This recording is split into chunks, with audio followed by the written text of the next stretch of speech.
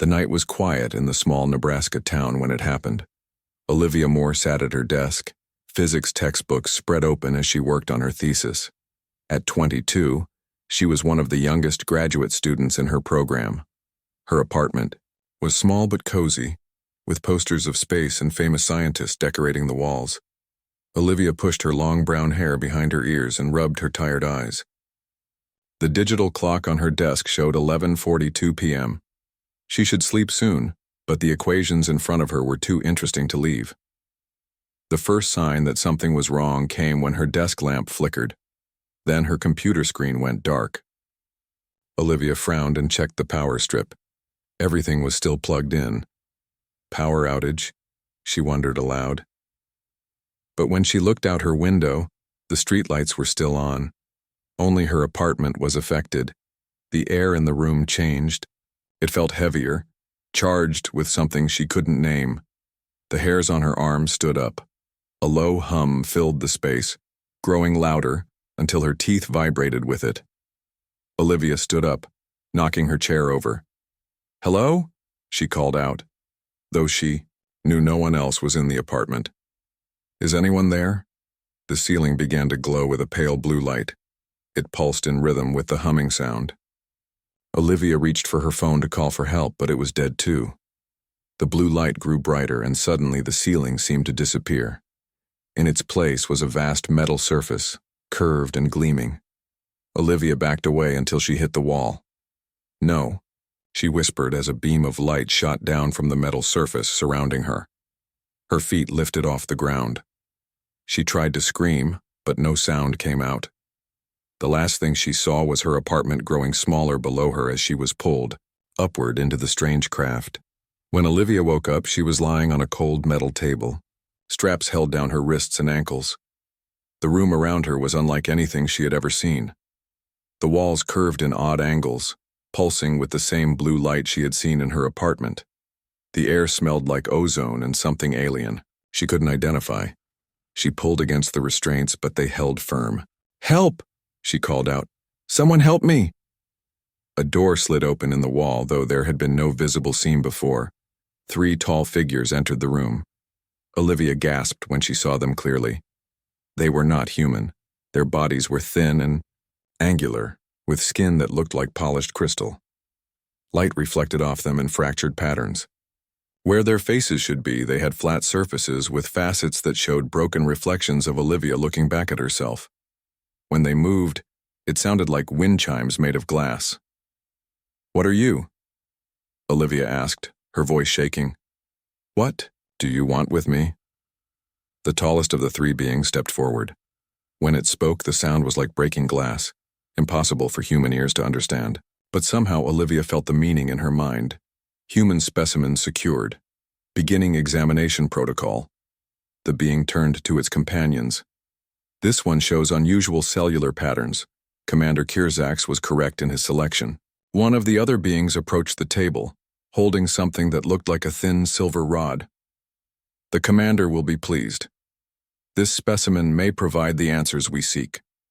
Olivia struggled harder against her restraints. "I'm not a specimen. I'm a person. You can't do this." The beings ignored her protests as if they couldn't hear her. The one with the rod held it above her arm. The tip began to glow with a green light. "Please," Olivia begged. "Whatever you're doing, please stop." "Humans are an anomaly," the tall one said to the others. "Physically weak, yet possessing unexpected resilience. This one will help us understand." The contradiction. The being touched the rod to Olivia's arm. Pain shot through her body, sharp and electric. She screamed, but the being showed no reaction. "Pain response normal," one noted, as if taking notes for a science experiment. "Proceed to nervous system mapping." Through tears, Olivia saw another door open. A new being entered, different from the others. Its crystalline body was larger, with red light pulsing within instead of blue. The others straightened their postures in its presence. "Commander Kirzak's," they acknowledged in unison. The commander approached the table, studying Olivia with what seemed like curiosity, though its faceted face showed no expression she could read. "This is the one?" Kirzak's asked. "The one with the genetic anomaly?"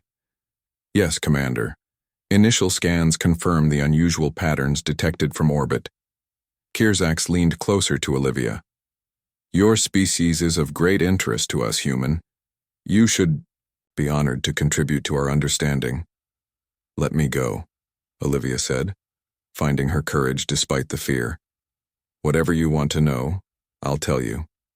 You don't need to keep me here. The sound that came from Kirzak's might have been laughter, but it sounded like shattering glass. Your verbal information is worthless. It is your biology that interests us, specifically how your kind endures what should destroy you. Olivia felt cold dread wash over her.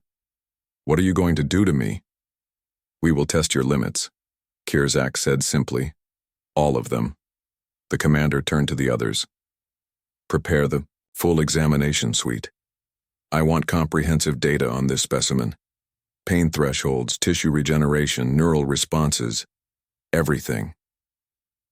What about the anomaly in her cellular structure? One asked.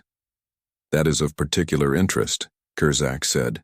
It resembles patterns we have seen in only one other human decades ago. That subject died before we could complete our study. This one must not expire prematurely. Olivia thought of her grandfather, who had worked for the government in some secret program he never discussed. Before he died, he had told her strange things about stars and destiny. At the time, she thought grief had made him delirious. As the aliens prepared their instruments, Olivia closed her eyes and tried to think of home. Of her boyfriend Sam, who would notice she was missing. Of her small apartment with its physics books and space posters. Would she ever see any of it again? The first test began. Pain unlike anything Olivia had ever known tore through her body. She screamed until her voice gave out, but the aliens only watched with scientific interest, recording every reaction. Fascinating, Kirzak said as data flowed across a screen nearby. Her neural patterns are already showing the anomaly. It grows stronger under stress. Olivia didn't understand what they meant. She only knew pain, fear, and a growing anger that these beings could treat her like a thing instead of a person. What she didn't know, what none of them knew, was that the experiments were awakening something that had been dormant in her cells, her entire life. Something that her grandfather had passed down to her. Something that would change everything in exactly 37 minutes. Days passed on the alien ship, though Olivia had no way to track time. The crystal beings, the Vex, kept her in a small cell between their tests. The room had no windows, just smooth walls that glowed with soft blue light. There was nothing but a flat platform for her to rest on and a small hole in the floor that served as a toilet. They gave her water and a paste-like food that tasted like nothing. It was just enough to keep her alive. Every few hours they would return and take her to the examination room. Each time, the tests grew worse. They cut her skin to see how fast she healed. They exposed her to extreme temperatures to test her body's limits. They sent electrical currents through her muscles until she convulsed. Through it all, Commander Kirzak watched with cold interest, noting every reaction. The anomaly in her cells continues to grow stronger, Kirzak told the others after a particularly brutal session. It responds to stress by expanding. Fascinating. Olivia lay on the table, barely conscious. Her body was covered in wounds and burns. She had stopped begging for mercy after the first day. Now she just endured, retreating deep into her mind to escape the pain. Back on Earth, Sam Peterson paced in Olivia's apartment. It had been 3 days since anyone had seen her. Her coffee mug still sat on her desk, half full and cold. Her computer was open to her thesis work. Something's wrong, Sam told the police officer who had finally come to take his report. Olivia wouldn't just disappear, not without telling anyone, not in the middle of her thesis work. The officer, a tired-looking man named Officer Clark, wrote notes in a small pad. No signs of forced entry, he said. No struggle. She's an adult who can choose to leave if she wants. But her car is still here, Sam insisted. Her phone is here. Her wallet is here. How would she go anywhere? Officer Clark sighed. Look, Mr. Peterson, people disappear all the time. Sometimes they want to. Sometimes, Well, sometimes they meet someone new and don't want to face telling the old boyfriend. Sam's face flushed with anger. That's not what happened. I know Olivia. Something is wrong. The officer closed his notebook. We'll file the report. That's all I can do right now. After the officer left, Sam stood in the middle of Olivia's apartment, feeling helpless. Then he noticed something strange. There were scorch marks on the ceiling, in a perfect circle. He hadn't seen them before. Sam took out his phone and searched online for unexplained ceiling marks and missing persons. To his surprise, several results came up. One was a website run by someone who collected stories of strange disappearances. Many mentioned marks on ceilings or walls. Even more surprising was a comment on one of the posts from someone claiming to be an FBI agent. It included a phone number to call if you have experienced these phenomena firsthand. Sam hesitated, then dialed the number. A woman answered on the second ring. Agent Catherine Wilson. Hello, Sam said, suddenly unsure. I found your comment online about the ceiling marks and missing persons. There was a pause. Where are you calling from? Agent Wilson asked. Nebraska. My girlfriend is missing. There are marks on her ceiling. The police think I'm crazy. I'll be there tomorrow, Agent Wilson said, and hung up. On the Vex ship, Olivia was being prepared for what Kierzaks called the final phase. They had moved her to a new room with more advanced equipment. The walls were lined with machines she didn't recognize. The table she lay on was different too. It could tilt and rotate to different positions. Her readings are extraordinary, one of the Vex scientists told Kierzaks. The cellular anomaly has spread to 40% of her system. Excellent, Kierzaks said. Today we will push beyond previous limits. I want to see the full expression of this anomaly. Olivia heard them, talking but couldn't understand what they meant. Her mind was clouded with pain and exhaustion. Strange dreams had filled her brief periods of sleep. Dreams of her grandfather telling her to be strong, that she was special, that she had a purpose. The Vex attached new sensors to her body. These were smaller than before, almost like tiny insects that burrowed under her skin. Each one sent a new kind of pain shooting through her. Beginning final sequence, a Vex announced. Kierzaks moved closer to Olivia. Human, he said, your species is remarkable in its ability to endure. But every living thing has its breaking point. Today we will find yours. Olivia looked into the faceted surface that served as Kierzaks' face. Her own reflection stared back at her, broken into dozens of fragments. Why? She managed to ask. Why me? Because you are different, Kierzaks replied. Your genetic structure contains something we have never fully understood, something that one of your kind carried decades ago, the one who escaped us. We believe you are related to that human. Olivia thought again of her grandfather and his strange stories. Had he encountered these beings too? Commence maximum neural stimulation, Kierzaks ordered. The pain that followed was beyond anything Olivia had experienced before. Every nerve in her body fired at once. She couldn't scream. Her muscles were too locked in agony. Her heart raced, then stuttered, then began to fail. The Vex watched their monitors with growing excitement. The anomaly is spreading rapidly, one exclaimed. It's taking over her entire cellular structure. Increase power, Kierzaks commanded. Push her past the threshold. Olivia felt something breaking inside her. Not just her body, but something deeper. As if her very essence was being torn apart. Strange lights began to dance behind her eyes, patterns of energy she somehow recognized but couldn't name. In her mind, she heard her grandfather's voice one last time. Remember, Livy, Phoenix rises from the ashes. Her heart gave one final, faltering beat, then stopped. The monitors flatlined. Olivia Moore was dead. Kierzaks studied the readings with satisfaction. Time of termination noted. The experiment is complete. What shall we do with the remains? A subordinate asked. Send it to waste reclamation, Kierzaks ordered. Extract tissue samples first for further study. The anomaly readings were promising, but ultimately, humans remain too fragile for our purposes. Two Vex lifted Olivia's lifeless body and carried it from the room. They placed her in a chamber marked with symbols that meant organic waste. The door sealed shut with a hiss. As they walked away, one Vex checked the ship's chronometer and noted the exact time of disposal in their log. No one remained to watch as the first spark of blue energy flickered across Olivia's cold skin. No, one saw as her cells began to vibrate with new life. The countdown of 37 minutes had begun. The waste chamber was cold and dark. Olivia's body lay still on the metal floor, surrounded by other discarded materials from the Vex ship. Her skin was pale and marked with the evidence of the aliens' cruel tests.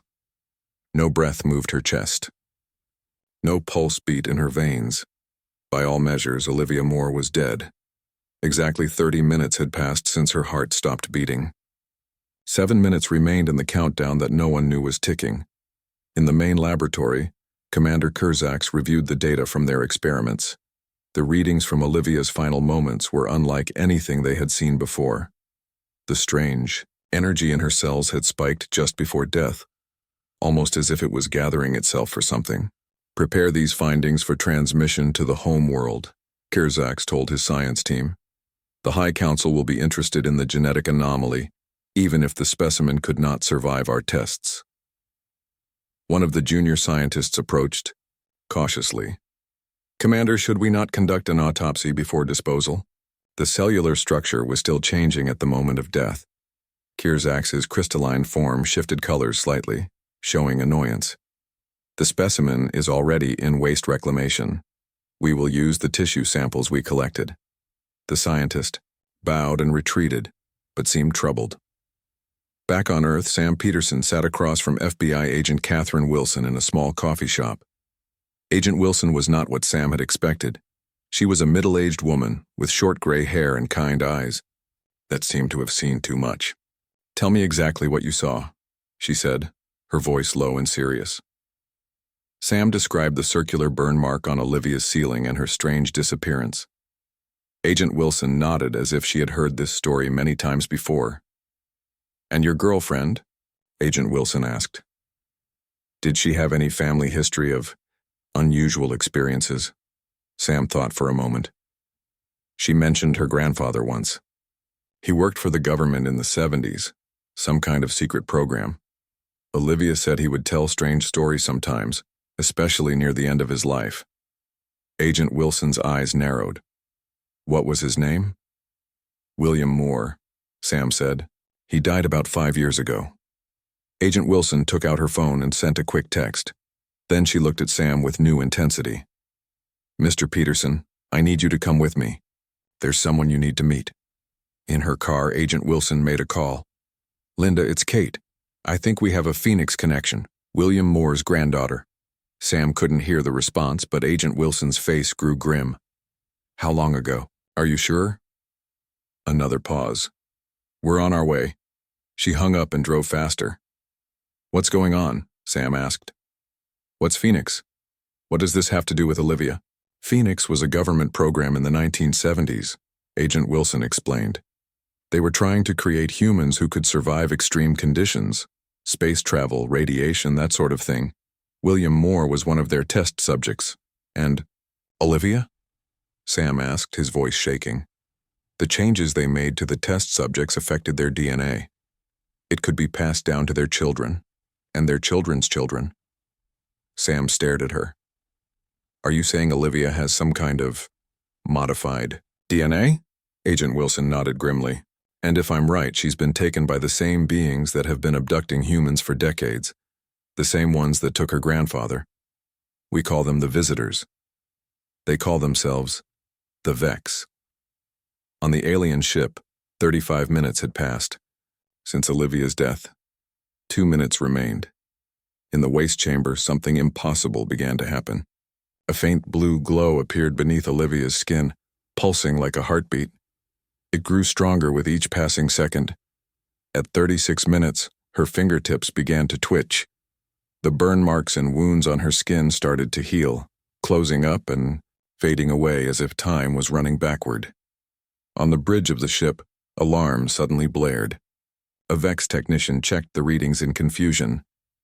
Commander, we have an energy surge in Waste Reclamation Chamber 3.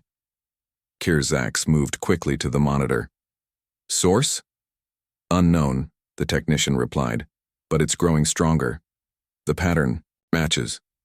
It matches the energy signature from the human specimen before termination. Kirzak's crystalline body changed color, showing alarm.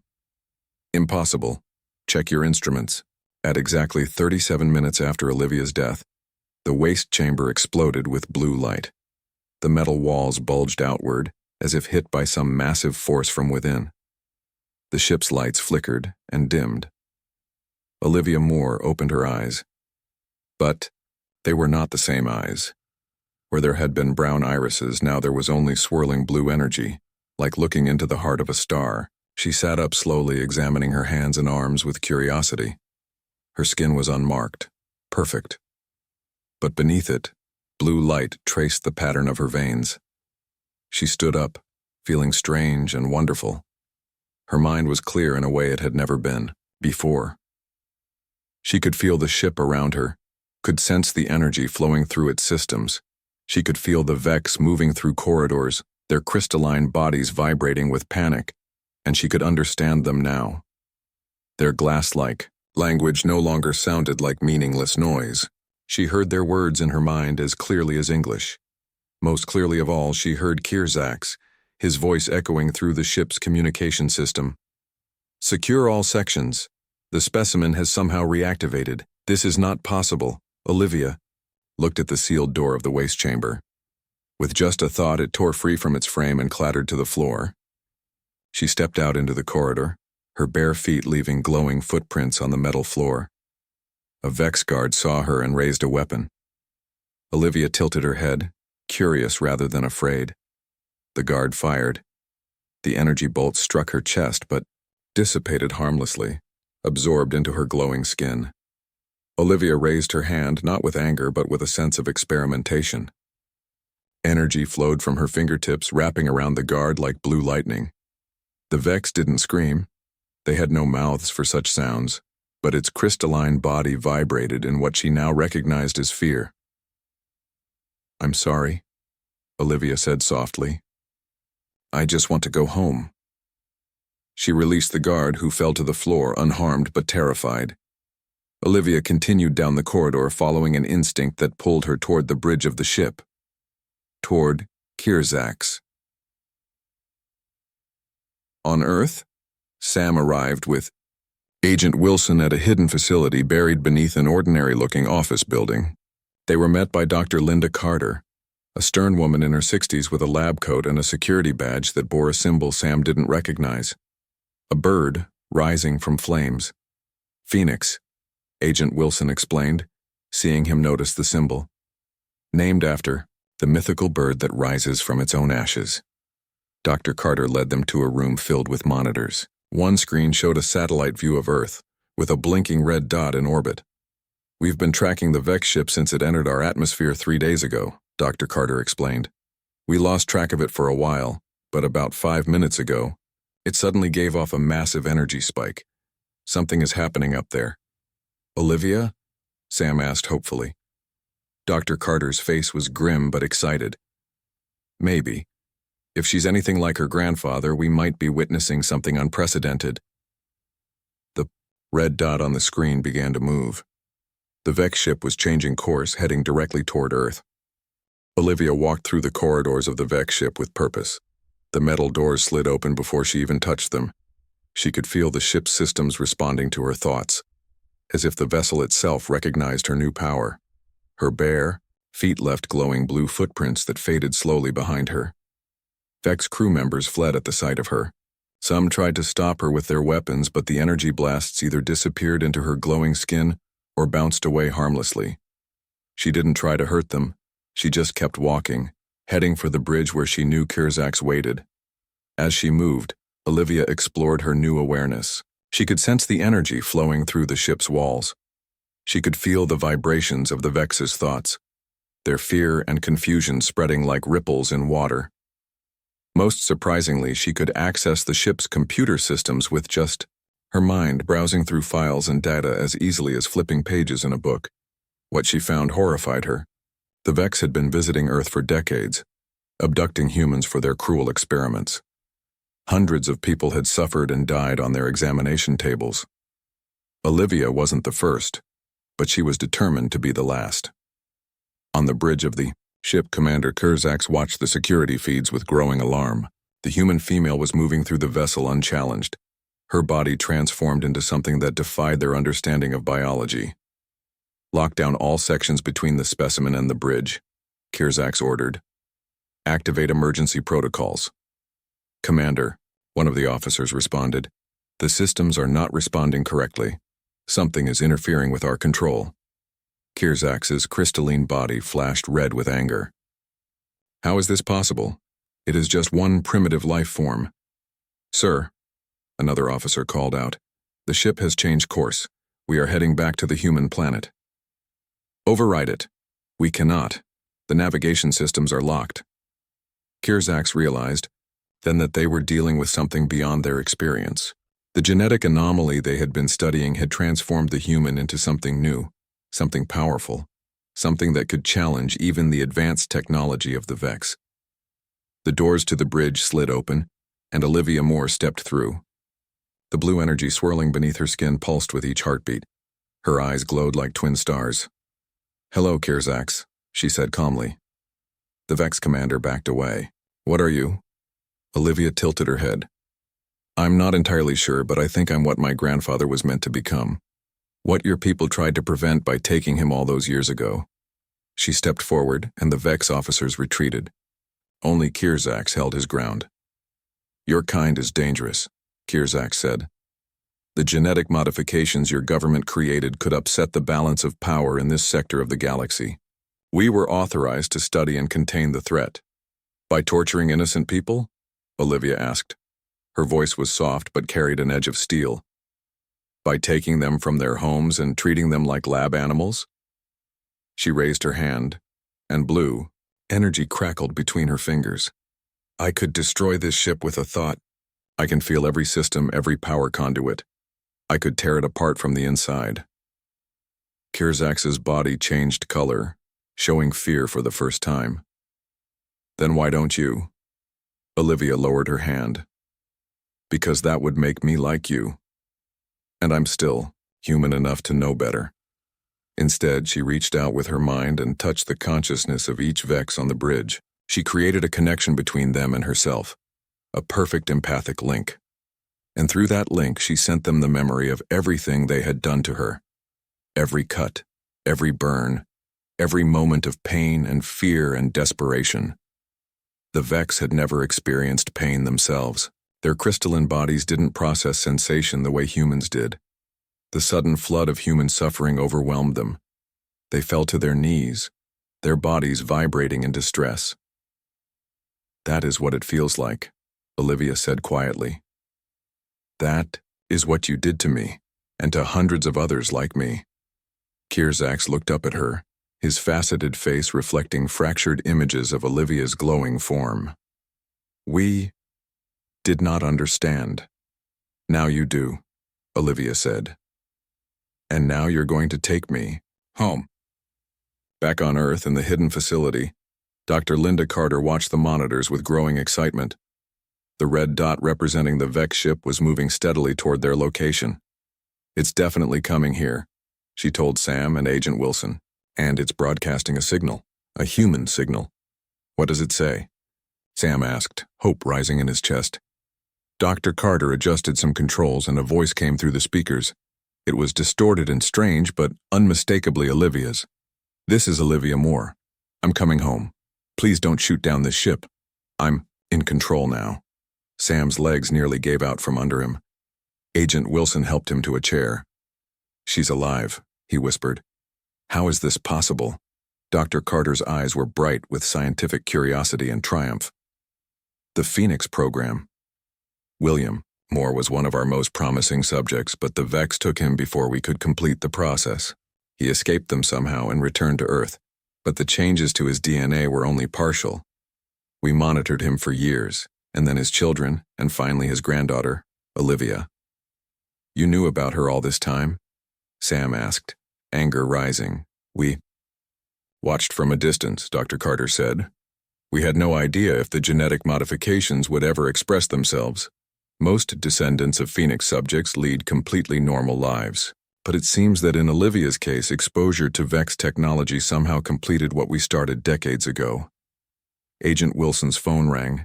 She answered it, listened for a moment, then looked at Dr. Carter with alarm. The military has detected the ship. They're preparing to intercept. Dr. Carter moved quickly to a secure phone on the wall. This is Dr. Linda Carter, Phoenix Project Authority Code 793 Alpha. I need to speak to General Howard immediately. While she argued with whoever was on the other end of the line, Sam watched the monitor showing the Vex ship's approach. It was entering the atmosphere now, a bright streak across the blue sky. Olivia, he whispered, what happened to you up there? On the Vex ship, Olivia stood at the navigation console, guiding the vessel toward the coordinates she had pulled from the ship's communication system. The Vex crew worked around her, subdued and compliant after experiencing the pain they had inflicted on others. Kierzaks approached her cautiously. The human authorities will likely attack this ship when we enter their atmosphere. They won't, Olivia said with certainty. I've been broadcasting a message, and I can sense someone responding. Someone who knows what I am. She looked out through the ship's viewing port at the blue curve of Earth growing larger.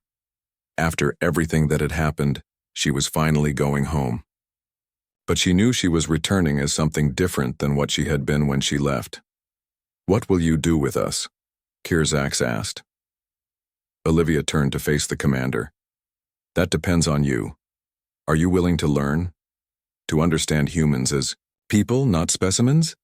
Kierzaks' crystalline form shifted, showing uncertainty. We have much to reconsider. The ship broke through the clouds, descending toward a patch of desert where Olivia could sense a gathering of people waiting. People who knew about her grandfather. People who might have answers about what she had become. And somewhere among them, she knew Sam was waiting. She could almost feel him, a warm presence calling to her across the distance. Prepare for landing, she told the Vex crew. It's time for first contact to begin properly. The Vex ship descended slowly over the desert, kicking up clouds of sand as its engines powered down. The massive craft settled onto the ground with surprising gentleness, considering its size. Around the landing site, military vehicles formed a wide perimeter. Soldiers with weapons ready watched the alien vessel nervously. Dr. Linda Carter stood at the front of a small group of civilians, flanked by Agent Wilson and Sam Peterson. They had argued fiercely with military officials to be allowed this close to the landing site. Only Dr. Carter's high-level clearance and direct orders from someone very powerful in Washington had made it possible. What if it's not really her? Sam asked, shielding his eyes from the sun as he stared at the ship. What if this is some kind of trick? The message came from Olivia, Dr. Carter said firmly. And our sensors detect energy readings that match the Phoenix signature. It's her, Mr. Peterson. Though what exactly she has become, that remains to be seen. A seam appeared in the smooth side of the Vex ship. It widened into a doorway, and a ramp extended down to touch the desert floor. The soldiers raised their weapons higher, fingers tense on triggers. A figure appeared in the doorway. Even from a distance, Sam could see the blue glow that surrounded Olivia's body. She walked down the ramp slowly, her movements graceful and deliberate. She wore simple clothes that the Vex must have provided, a white jumpsuit-like garment that seemed to shimmer with her inner light. Behind her came Commander Kierzaks and two other Vex. The crystalline aliens moved cautiously, their faceted bodies reflecting the harsh desert sun in bursts of rainbow light. Olivia stopped at the bottom of the ramp. She looked around until she spotted Sam, and a smile spread across her face. It was still Olivia's smile, warm and genuine, despite the glowing blue eyes that had replaced her brown ones. Hold your positions, a military commander ordered through a megaphone. Do not approach the aliens. Olivia ignored him and walked forward. The soldiers tensed, but no one fired. There was something about her presence that commanded respect and caution rather than fear. Sam couldn't wait any longer. He broke away from Dr. Carter and Agent Wilson and ran toward Olivia. The soldiers shouted warnings, but he didn't stop. Olivia opened her arms, and Sam crashed into her embrace. He expected her glowing skin to burn him, but it only felt warm, like sunshine on a perfect spring day.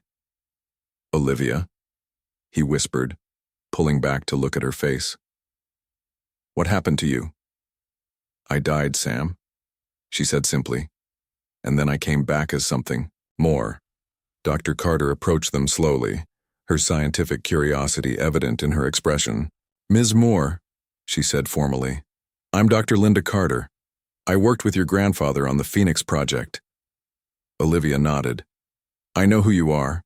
I can see things now. Information, connections, patterns that were always hidden before." She turned and gestured to the Vex behind her. "This is Commander Kirzaks of the scientific vessel Lumen. He and his people have been studying humans for decades. Their methods were cruel, but they've learned a valuable lesson about empathy." Kirzaks stepped forward, his crystalline body shifting colors nervously. When he spoke, his voice sounded like wind chimes but was somehow understandable to everyone present. "We offer our apologies to the human species," he said. "We did not understand the nature of your consciousness. We believed you were simple, biological organisms, not sentient beings worthy of ethical consideration." The military commander pushed forward. "You expect us to accept an apology after you've been abducting our people for years?" Olivia raised her hand and a gentle blue light emanated from her palm. "They've experienced everything they did to me," she explained. "Every moment of pain and fear. They understand now what they did wrong, and they're here to make amends."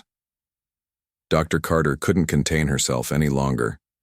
"Ms. Moore, the changes to your physiology, they're remarkable. Your grandfather's genetic modifications were only theoretical when he was taken. We never imagined they could manifest like this." "The Vex technology completed what you started," Olivia said. "The experiments they performed on me activated dormant genes. When I died, the transformation had a chance to complete itself." 37 minutes, Sam said quietly. "That's how long it took." Olivia smiled at him. "Exactly 37 minutes for my cells to rebuild themselves into something new. Something that can bridge the gap between humans and other forms of life in the galaxy." She turned to Dr. Carter. "There's something you should know. The Vex aren't alone out there. They're just scouts for a much larger galactic community. Earth has been observed for centuries, but we've been considered too primitive and violent for contact." Agent Wilson stepped forward. "And now?" "Now things have changed," Olivia said. "My transformation represents something new, a potential future path for humanity." She looked around at the desert, the military vehicles, the weapons pointed at her and the Vex. "But we're not ready yet, not as a species. We still resort to fear and violence too quickly." "What are you saying?" Dr. Carter asked. "I'm saying I need to go with them," Olivia replied, gesturing to the Vex. "Not as a prisoner this time, but as an ambassador. I can help them understand us, and eventually help us understand them." Sam grabbed her hand. "No. You just came back. I can't lose you again." Olivia's glowing eyes softened. "It won't be forever, Sam. But this is bigger than us now. The Vex ship contains records of hundreds of other civilizations. Knowledge that could transform our world. But we need to approach it carefully, not with guns and suspicion." She turned to Dr. Carter. "The Phoenix Project was meant to create humans who could survive in space, wasn't it? Who could endure radiation and extreme conditions?" Dr. Carter nodded slowly. "That was the original goal, yes, to prepare humanity for the stars." "Well, it worked," Olivia said with a small smile. "Just not in the way you expected." She looked up at the clear blue sky. "There's so much out there. So many worlds and species and possibilities. I can feel them now, like distant lights calling to me." Sam's eyes filled with tears. "How long?" "A year," Olivia promised. "Give me 1 year to learn what I need to know, to establish humanity's place in this larger community, then I'll come back." Dr. Carter stepped forward. "Ms. Moore, the government will want to study you to understand what happened." Olivia's expression hardened slightly. "I'm not a specimen to be studied, Dr. Carter. That's the lesson the Vex had to learn. I hope humanity won't make the same mistake. She squeezed Sam's hand one last time, then stepped back toward the ship. The Vex moved aside to let her pass. 1 year, she promised again, looking at Sam. And I'll bring back wonders you can't imagine. As she walked up the ramp, her body seemed to glow brighter, as if the energy within her was responding to her emotions. She turned at the top for one last look at Earth, at the desert and the people watching her. 37 minutes, she said, her voice carrying clearly to all of them. That's how long it took me to die and be reborn. Imagine what humanity could become if given the chance. Then she disappeared into the ship, the Vex following behind her. The ramp retracted, and the doorway sealed seamlessly. Slowly, the massive vessel began to rise, sand swirling beneath it as its engines powered up. Sam watched, tears streaming down his face, as the ship ascended into the blue sky, growing smaller, until it was just a point of light that finally vanished from view. Dr. Carter placed a hand on his shoulder. She'll be back, she said with certainty. The phoenix always returns from the ashes. Sam nodded, still looking upward. And when she does, nothing will ever be the same. High above the earth, Olivia Moore stood at a viewing port, watching her home planet grow smaller. The blue energy beneath her skin pulsed in rhythm with her heart. She was afraid, yes, but also filled with wonder and purpose. The torment she had endured had transformed her into something new, something that might one day bridge the gap between humanity and the stars. The journey ahead would be challenging, but for the first time since her abduction, Olivia felt truly alive. 37 minutes had changed everything, and now she had a year to change the future.